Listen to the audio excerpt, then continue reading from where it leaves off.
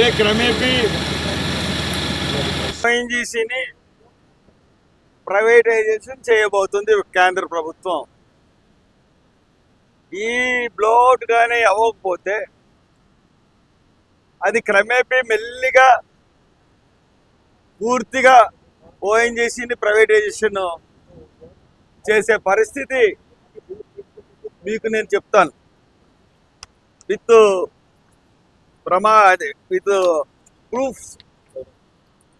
మనకి 1916-19 మధ్యలో ఒక 10 బెల్స్ని దాంట్లో ఉన్నటువంటి గ్యాస్ నిక్షేపాలని గవర్నమెంట్ అంటే ఓఎన్జీసీ బేరీజ్ వేయించింది. ఆ బేరీజ్ వేయించిన ప్రకారం ఒక్కొక్క బావిలో నిక్షేపాలు ఎలాగున్నాయంటే ఇక్కడే పెద్ద స్కామ్ అన్నది మనకు బయటపడతా ఉంది.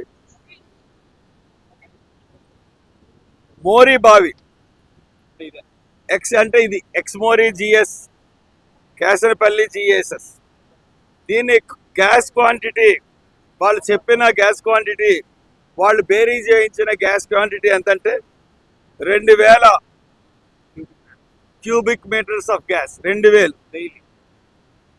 ప్రెషరు 40 × 55 5 years వస్తుంది. దీని కెపాసిటీ 2000 క్యూబిక్ మీటర్స్. 16-19 అక్కడే స్కామ్ అన్నది జరిగింది. నిన్న కలెక్టర్ గారు చెప్పింది ఎంత, ఈ గ్యాస్లోంచి 40,000 కిలోమీటర్ల మెట్రిక్ టన్స్ గ్యాస్ వెళ్ళింది. 2,000 మెట్రిక్ టన్స్ ఖరీదు వచ్చి మనకి 3,05,00,000 3,50,00,000 ఉంటే 40,000 కిలోమీటర్లు మెట్రిక్ టన్స్ ఇంచుమించు 250 కోట్లు ఉంటాయి.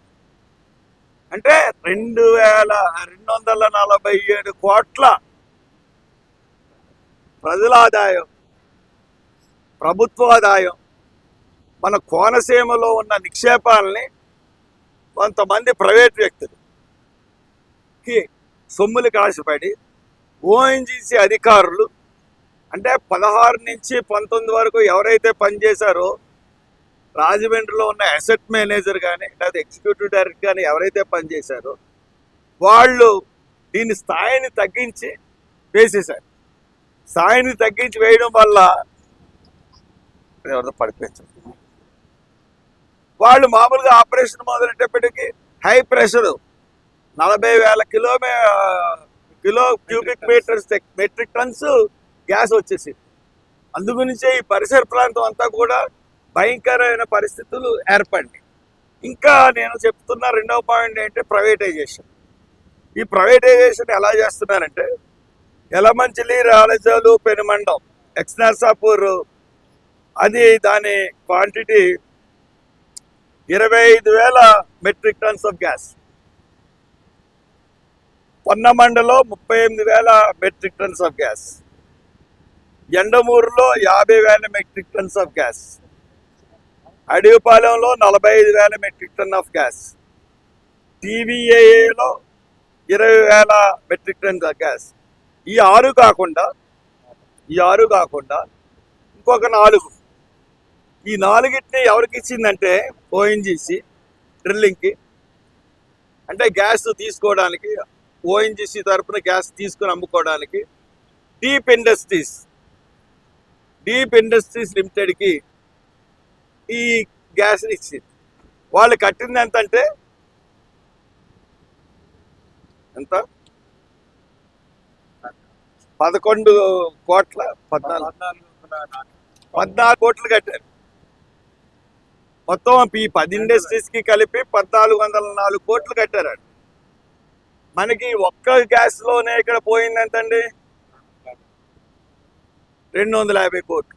అంటే ఈ 10 ఇండస్ట్రీస్కి కలిపి దగ్గర 20,000 కోట్ల కిమ్మత్తు. 20,000 కోట్ల కిమ్మత్తుని 1,400 కోట్లకి ఓఎన్జీసీ ప్రైవేట్ వ్యక్తులకి, ఓఎన్జీసీలో ఉన్న ఆఫీసర్స్, మరి ప్రభుత్వ ప్రమేయం ఉందో లేదో తెలియదు కానీ ఇది మటుకు ఈ గ్యాస్ అయితే మటుకు ఓఎన్జీసీ అధికారులు తక్కువ చేసి ఎవరైతే చూపించారో వాళ్ళు శిక్షార్హులు. ఈ యొక్క బావి ఎవరైతే మరి 40,000 మెట్రిక్ టన్నుల గ్యాస్ ఇది వచ్చిందో 2,000 మెట్రిక్ టన్నులని చెప్పారో ఖచ్చితంగా దీనికి మనకి 100% కూడా ఈ గ్యాస్ మనకి వచ్చే పరిస్థితి. కాబట్టి ఇది భయంకరమైన దోపిడీ. అంతేకాకుండా ఓఎన్జీసీని ప్రైవేటైజేషన్ చేయడానికి పన్నాగం. సో దీని మీద ఆ 16-19లో పనిచేసిన అసెట్ ఆఫీసర్స్ ఎవరో, అసెట్ మేనేజర్ ఎవరో, వాళ్ళని ఇమీడియట్గా అరెస్ట్ చేయాలి. ఎక్కువ గ్యాస్ని తక్కువగా చూపించి అమ్మకంలో పెట్టినందుకు వాళ్ళు చేయాలి. అంతేకాకుండా కోనసీమ ప్రజలందరూ మనం గుడ్నెల మీద కొంపం పెట్టుకున్నట్లుగా ఈ బావుల్ని పెట్టుకుని ఉన్నాం. ఎప్పుడు ఏ బావి పగులుతుందో తెలియదు. ఎటువంటి సెక్యూరిటీ కూడా లేదు. ఇటువంటి సెక్యూరిటీ లేని ఈ సందర్భంలో 100% మనం ఈ బావులన్నింటినీ కూడా మనం ప్రైవేటైజ్ కాకుండా ఆ డబ్బులు ప్రైవేటైజ్ చేస్తుంటే డబ్బులు ఎక్కడ పోతాయో కూడా తెలియదు. అటువంటిది మనకి గ్యాస్ నుంచి రావాల్సిన రాయల్టీ కూడా రాదు. అంతేకాకుండా కార్పొరేట్ సోషల్ రెస్పాన్సిబిలిటీలో నిధులు కూడా రావు ఈ బావుల్ని ప్రైవేట్ చేయడం వల్ల. సో ఇవన్నీ నష్టాల్ని మనం భరిస్తూ ఈ గ్యాస్ని ప్రైవేట్ వాళ్ళకి ఇచ్చేయడం అన్నది మరి దుర్మార్గం. కాబట్టి గవర్నమెంట్ని చర్యల్ని తీవ్రంగా ఖండిస్తున్నాం. ఎవరైతే ఈ మెట్రిక్ టన్నుల గ్యాస్ తగ్గించి చూపించారో, గవర్నమెంట్కి నష్టం కలుగు చేశారో, ప్రజలకు నష్టం చేశారో వాళ్ళ మీద క్రిమినల్ చర్యలు కూడా తీసుకోమని కోరుతాం. రిలీజ్ చేయాలి, ఇమ్మీడియట్గా ఎంక్వైరీకి ఆదేశించాలి. ఈ రెండింటినీ చేయాలి. సిట్టింగ్ జడ్జితో ఎంక్వైరీ చేయాలి. లేదంటే మేము ప్రైవేట్గా కూడా పోలీస్ కంప్లైంట్ లాడ్జ్ చేయదలుచుకున్నాం. ఇవాళ ఎస్పీ గారికి ఇస్తాం. ఎవరెవరు బాధ్యతలు ఉన్నారో వాళ్ళందరినీ అరెస్ట్ చేయమని కూడా మేము లిఖితపూర్వమైన కంప్లైంట్ కూడా ఇవ్వదలుచుకున్నాం. Thank you very much.